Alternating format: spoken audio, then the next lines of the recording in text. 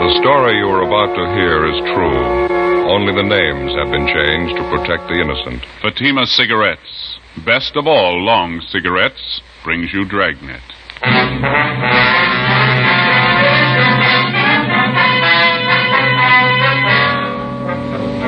You're a detective sergeant. You're assigned to robbery detail.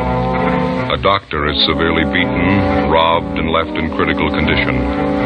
Suspicion points to a narcotics addict. Your job? Get him. You'll be amazed when you compare Fatima with other long cigarettes. You'll find they now cost the same. But in Fatima, the difference is quality. You see, Fatima is the quality king-size cigarette because it contains the finest domestic and Turkish tobaccos superbly blended. And Fatima is extra mild, with a much different, much better flavor and aroma than any other long cigarette. So compare Fatima yourself. Fatimas now cost the same as other long cigarettes, but your first puff will tell you... Ah, that's different. Yes, in Fatima, the difference is quality. Ask your dealer for Fatima, the quality king-size cigarette. Best of all long cigarettes. Start enjoying Fatima tomorrow.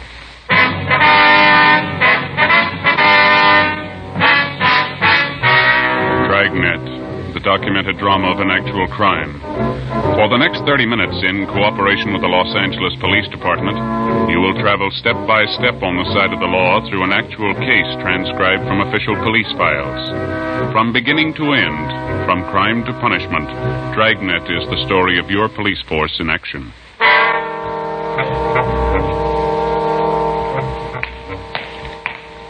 It was Monday, August 7th. It was warm in Los Angeles. We were working a day watch out of robbery detail. My partner's Ben Romero. The boss is Thad Brown, chief of detectives. My name's Friday. It was 1:15 p.m. when I got to 4656 Collis Avenue. The front door.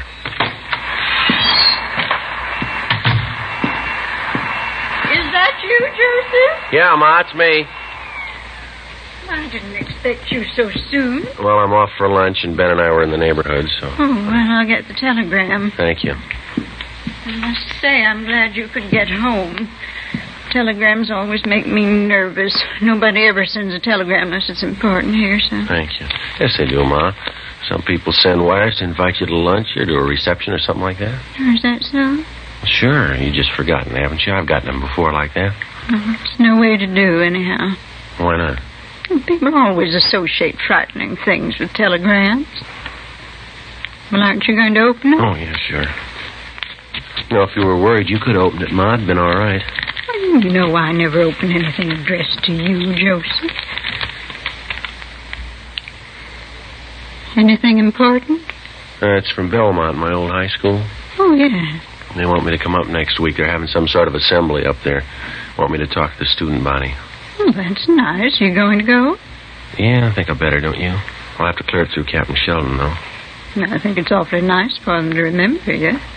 What are you going to talk on, to say? Yeah, police work, it says here. I'll have to think of something to base it on, though, won't I? Well, you'll have to memorize it, Joseph. Doesn't look well for a man to stand up on a platform, read a prepared talk. Yeah, I know. Oh, that's Ben. I gotta go, Ma. Would you and Ben like some lunch? I can fix you something in about a minute. No, we haven't got time, dear. I'll see you later. I don't know why they couldn't have written a letter instead. What's that, Ma?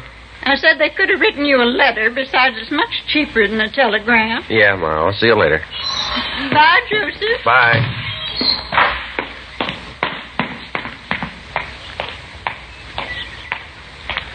Just got a call, Joe. They want us to call the office. Oh, well, I might as well do it from the house, huh? Yeah. All right, I'll be right back. Right.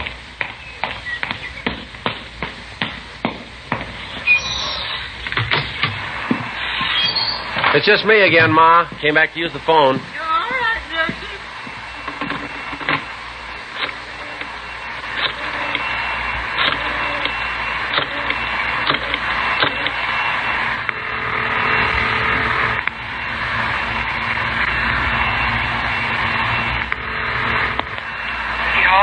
2511, please. 2511? Robbery, Chandler. This is Friday, Glenn. Got one for you, Joe. What? I can't hear you, Glenn. Got one for you. Wait a minute, I can't hear you. Hey, Ma, would you hold that vacuum for a minute, please? I can't hear. Oh, all right, sir. Thank you. I'm sorry, Glenn. What'd you say again? That's right. That young kid hit again, doctor's office. Yeah? It's that same kid, only this time he got a little rough. Victim's at Georgia Street. He's still carrying that gun. Did he use the gun? To beat the man with. Victim's a 55-year-old doctor. No reason for it, Joe. All right, we'll get right on it. Right, bye. Yeah, bye. Okay, Ma, I'm all through. All right, son.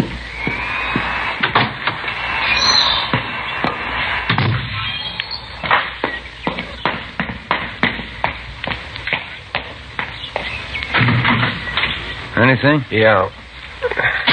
That young hype hit again. Doctor's office beat him up pretty bad. He's down at Georgia.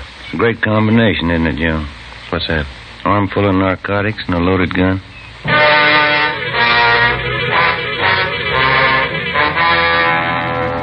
Monday, August 7th. Since June 27th, Ben and I had been assigned to a case involving a young narcotics thief. For 7 weeks now, he'd been robbing every possible source available to him of narcotics. Since the inception of the investigation, we'd seen this young criminal develop from a small-time sneak thief to a full-fledged armed and vicious thug. The descriptions of the young thief, taken from his various victims, tallied almost to the letter. Blonde, light complexion, small stature, 5'7" to 5'10", nervous and unusually juvenile in appearance. Everything possible was being done for his quick apprehension. Hundreds of mug shots were screened and shown to victims. No identification. 3:30 p.m. We checked back in at the office. Went to see Sergeant Ed Hall, Narcotics Division. Chandler said you went over to Georgia Street to see that doctor. Yeah, that's right, Ed. Short visit.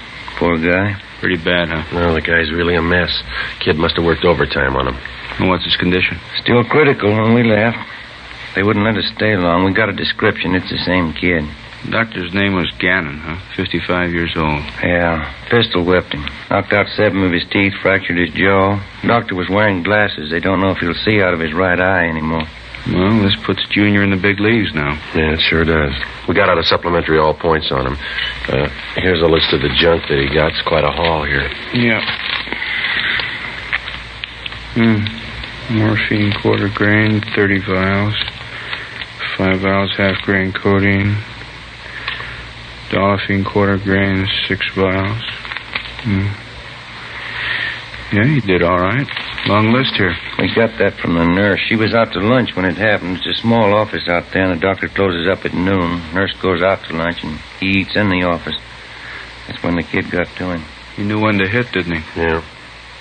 Our boys haven't been able to turn up a thing for you. Nobody seems to know the kid.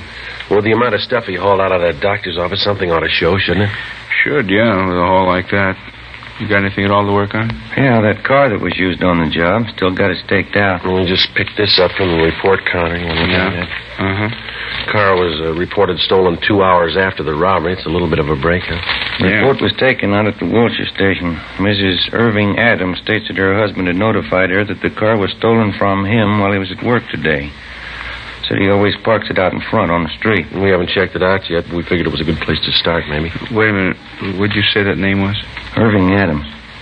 No, let me see that report.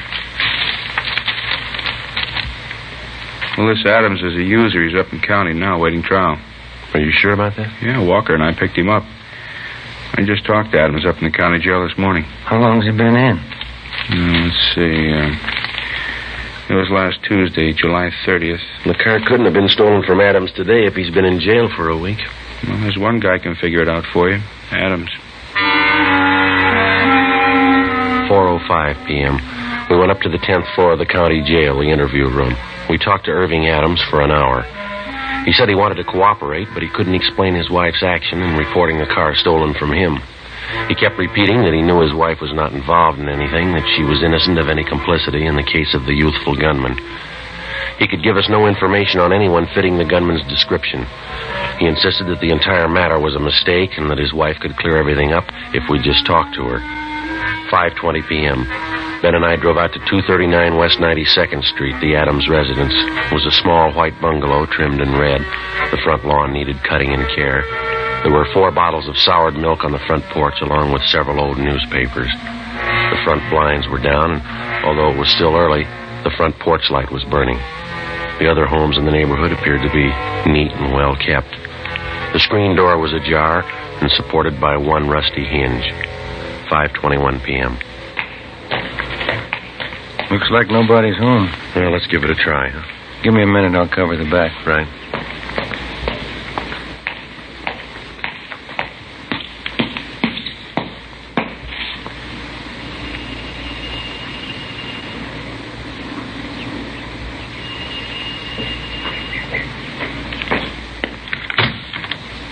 Yes.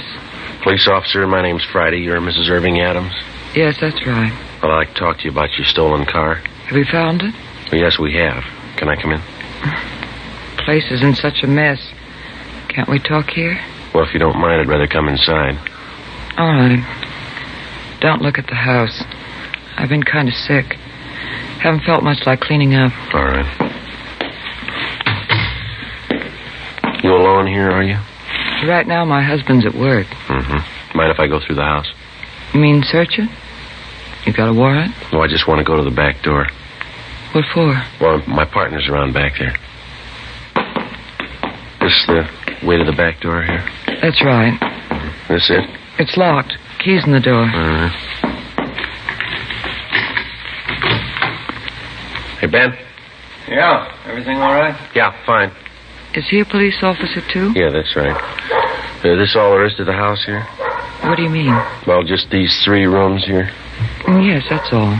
And I thought you said you were alone here. I am. Now, who's that woman lying down in the other room? That's Catherine. I didn't want you bothering her. She's been sick, too. She sleeps most of the time. I just forgot about her. Anybody else around? No, nobody. No, I mean anybody sick or otherwise. Anyone besides you and this girl in there? Well, you've been in every room in the house except the bathroom. This it here? Yes.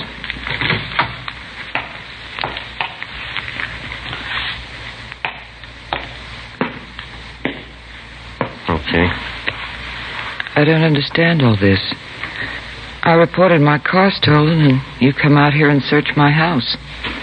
If I did steal my car, I wouldn't hide it in here. Yeah. Ben, want to come in? Yeah. Could you tell me something? Yeah. Why are you here? Well, I told you we found your car. This is Sergeant Romero. How do you do? What's the trouble? Anything wrong? Who'd you say your car was stolen from? From me. It was my car. Is that the way you made the report, Mrs. Adams? It was stolen from you? I think so, yes. Ms. Adams, according to the report that you made out this morning, you stated that the car was stolen from your husband. Isn't that right? Is that what I said? Yes, ma'am, that's right. I don't remember. We both used the car so much. I forgot. Well, now, which is it, you or your husband? I'm not sure. You been drinking, have you? A little bit, just to ease my nerves. I haven't been feeling well. Well, it's obvious you're not drunk, Mrs. Adams. Why don't you keep your story straight? Well, officers, I am telling the truth. Well, your husband's in the county jail. He's been there for a week. The car couldn't have been stolen from him. Now, could it? I didn't say it was stolen from him. Is this your signature, Mrs. Adams? Yes, sir. This is a copy of the auto theft report that you made at the Wilshire Division. Yes. Well, now, is this report a true one or a false one? There's a penalty for making a false report, Ms. Adams. I'm sure you're aware of that. I only want my car back. Who was it stolen from? Whatever it says there, my husband. Now, we just told you that he's in jail. He's still in there. We just talked to him. The car couldn't have been stolen from him. Have you got anything to say to that? No. Well, I think we better go downtown where you can sit and straighten yourself out and give us some right answers. I don't want to go to jail. And that's just where you're going if you don't snap out of it and come up with the truth. I know who you want. It's Rex Burley, isn't it? Who's Rex Burley? A young kid, blonde, small. He told me he was in some kind of trouble with the car. Said if I tell the police it was stolen, it'd be all right that way. Do you know where he is now? No, I don't. You sure about that? That's the truth. Yeah, come on. Yeah. Catherine's awful sick. Mm-hmm. She always sleep this heavy? Only when she's sick. She's really out, isn't she? Yeah. Look at her leg. Yeah. She's a user. Say, this girl's on narcotics, Mrs. Adams. Are you a user?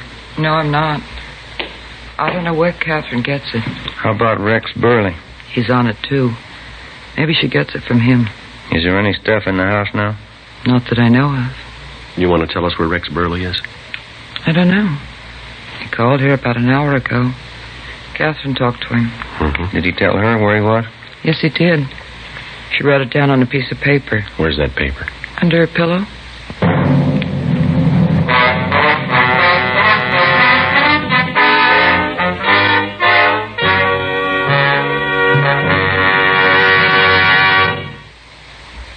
You are listening to Dragnet. From beginning to end, Dragnet is the authentic story of your police force in action. Now, from beginning to end, the Fatima story. Actual convincing proof that in Fatima, the difference is quality. Quality of tobaccos. The finest domestic and Turkish varieties, extra mild and superbly blended to give you a much different, much better flavor and aroma. Quality of manufacture. Smooth, round, perfect cigarettes. Rolled in the finest paper money can buy. Manufactured in the newest and most modern of all cigarette factories. Quality, even to the appearance of the bright, clean, golden yellow package. Carefully wrapped and sealed to bring you Fatima's rich, fresh, extra mild flavor. Because of its quality, its extra mildness, its better flavor and aroma, more long cigarette smokers are now insisting on Fatima than ever before. So if you smoke a long cigarette, compare Fatima. You'll find they now cost the same. But your first puff will tell you, Ah, that's different. Yes, in Fatima, the difference is quality. Insist on Fatima. Start enjoying the quality king-size cigarette. Fatima. Best of all long cigarettes.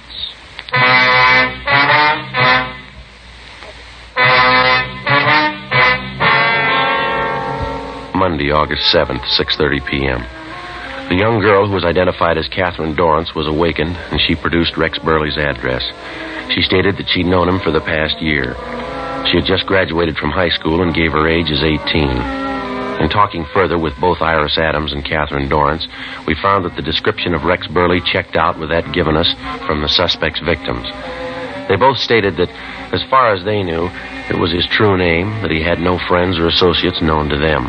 A check with R&I showed no record on the name Rex Burley. At 6:37 p.m., Sergeants Hall and Walker from Narcotics Division arrived and continued the investigation of the two female suspects. A stakeout was placed on the house at 239 West 92nd Street. The address we got from Catherine Dorrance was a hotel on Washington Boulevard. We drove out and checked with the clerk. We asked if he had anyone registered under the name of Rex Burley, and he told us no. We gave him Burley's description. He said that a young man similar to that had registered and was in room 210. We got a pass key from the clerk. We walked up to the second floor.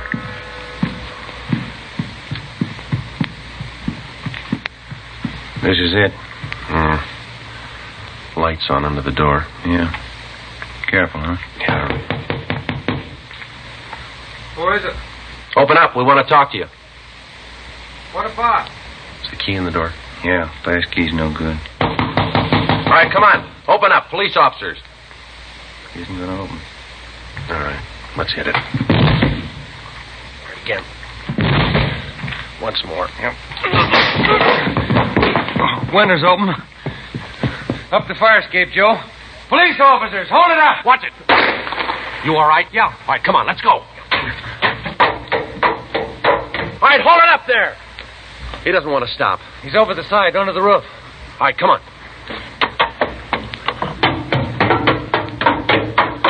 All right, easy. See him? No, it's pretty dark. All right, come on. Easy now. All right, easy. Over there, on that side. Can you see him? No, it's too dark. Watch that skyline. He's over there in that corner. See him? Yeah, now he's gone. Must have ducked back down. Well, he's in that corner. All right, let's take him. Now keep down. You circle around from that side. I'll go around this way. Right. Be careful. Keep down.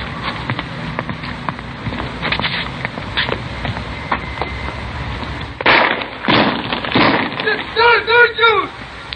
Don't you, Eckford, please don't you! All right, throw that gun out. Get your hands in the air. Walk toward the middle of the roof. All right. Here's the gun. I see him, Joe. I got him covered. You all right? Yeah. All right, keep those hands up. All right, stand still. I'm sorry.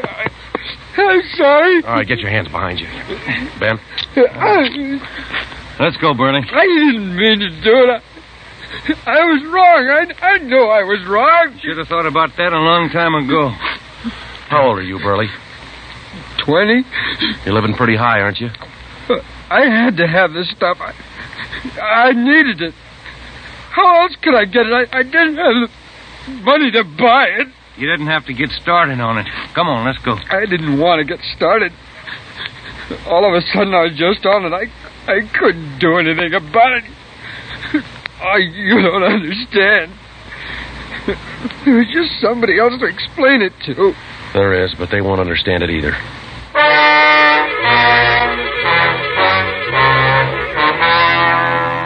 Monday, August 7th, 8:40 p.m. Rex Burley was taken downtown to the robbery division for further interrogation. He told us that he was in his senior year in high school when he got started on narcotics. He kept repeating that he didn't mean to get started. He readily admitted his participation in 6 narcotics robberies. He told us that he got Catherine Dorrance, his 18-year-old girlfriend, started on dope. Gene Bechtel took his statement and a complete report was made. A partial recovery of the stolen narcotics was made from his hotel room.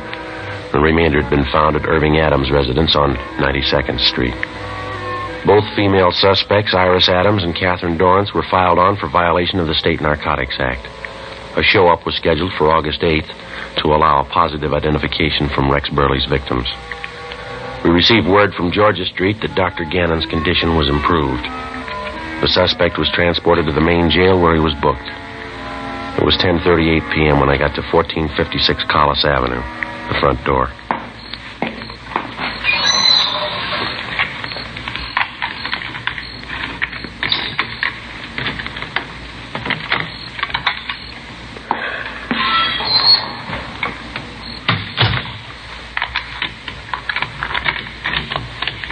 Joseph, is that you? Yeah, Ma. Oh, have you had your dinner? No, I'm not hungry. We'll have to eat. I'll fix you something. Oh, I'm kind of tired. I just like to sit down for a minute. All right. There's the evening paper. Oh, thank you.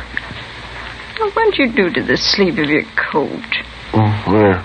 Oh, guess I must have ripped it, huh? Mm-hmm. You slip it off, I'll mend it after I fix you some dinner.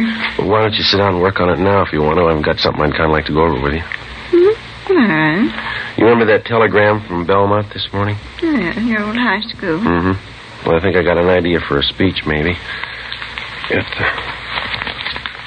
Just made a few notes here. Mm-hmm. Wrote down some of it. You think you feel like listening to it? See if it's okay? All right. Did you write the speech today? Well, just parts of it. I haven't written it clear out yet. I just got a few notes. I want to see what you thought of it. All right. Well, let me have your coat, son. Yeah.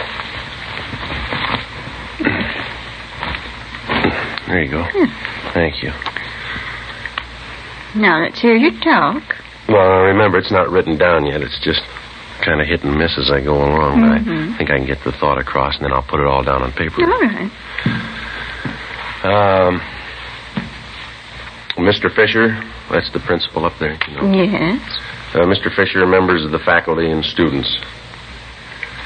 I'd like to tell you about a young boy who started out in high school and ended up on the roof of a downtown hotel dodging police bullets. I'd like to tell you about his girlfriend, 18 years old and a dope addict. This young fella started out on narcotics in search of a new thrill, something new that he hadn't experienced in his young life. He was still in high school when a group of the more high-living youngsters used to congregate at the local malt shop That's not so good, is it? No. Well, maybe it sounds better this way. There was a malt shop on the corner where some of the youngsters used to get together after school. Kind of a place where if you had the right connections, and our young boy and girl did, you could get a drink of liquor in the back room. Well, the high school faculty knows all about this local malt shop, and they inform the authorities, and pressure is brought to bear. But the man who operates the place is clever. If you can call the operations of a man like this clever. He knows how to cover up, how to keep the front room legitimate and the back room a spawning place for juvenile delinquency. And the students don't help much. There seems to be something during the formation of a juvenile mind that when his teachers or his parents catch him doing wrong or they try to tell him it's bad, he prides himself in seeing how long he can get away with it undercover. Seems to be the stylish thing to do, to outwit your parents and teachers. As the youngsters grow older, they invariably find out how infantile and stupid this is, but sometimes it's too late. Does that sound kind of stuffy, Ma? What do you think? Sounds like the truth. Let me hear the rest of it. Well, you know how kids are. Sometimes they resent it if they think you're lecturing them. Maybe if they could have been with Ben and I tonight, it might make a difference. Well, I don't want to make this too long, Ma. I think maybe I ought to finish up something like this. From this malt shop on the corner and that back room, our young boy gets a good shove down the road of self-degradation. He has the right connections, and it isn't too long before he graduates the liquor in the back room for something he thinks it's far better, narcotics.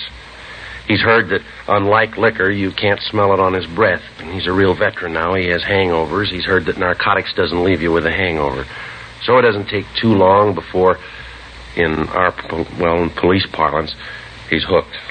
Living in this day and age, he thought that they taught him well in his economics and civics classes. He thought he knew what post-war inflation was all about. He didn't have the vaguest notion of the cost of his daily supply of narcotics once he was hooked on it. He found that before long he had to have his daily dosage. In no time at all, he found that it was all he could do to get by on $30 a day. That's what it cost, Ma. $30 each and every day, or he became violently ill, so sick that he couldn't seem to function properly. Well, in order to maintain his daily needs, he got a gun, and he robbed, and he beat people, and he stole. He shared with his girlfriend, and he dragged her down with him. He ended up on the roof of a hotel trying to shoot his way out. Well, the boy was 20 years old. His girlfriend was 18. 2 years ago, they both sat out there in a high school auditorium during an assembly. He went a long way, didn't he, in his 2 years out of high school? He was taken into custody on the night of August 7th. He was crying when we put the handcuffs on him. He was crying when we left him in his cell at the county jail. I guess he's still crying. Oh, what do you think, Ma? That's just rough. I haven't... Will they believe it? You think it'll do any good? Well, I don't know, Ma. It's up to them.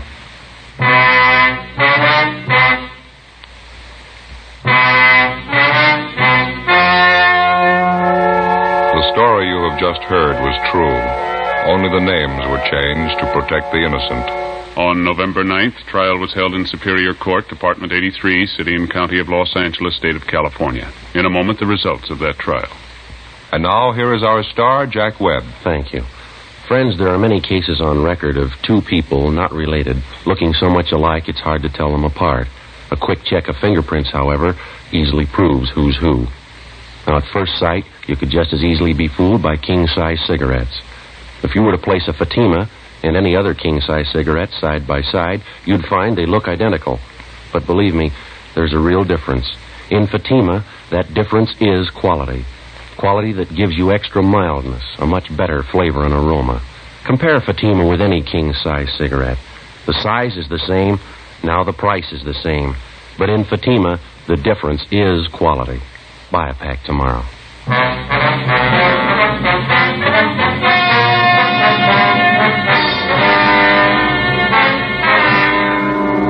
Rex Martin Burley was found guilty of 3 counts of robbery in the first degree and was sentenced to the state penitentiary where he is now serving his term.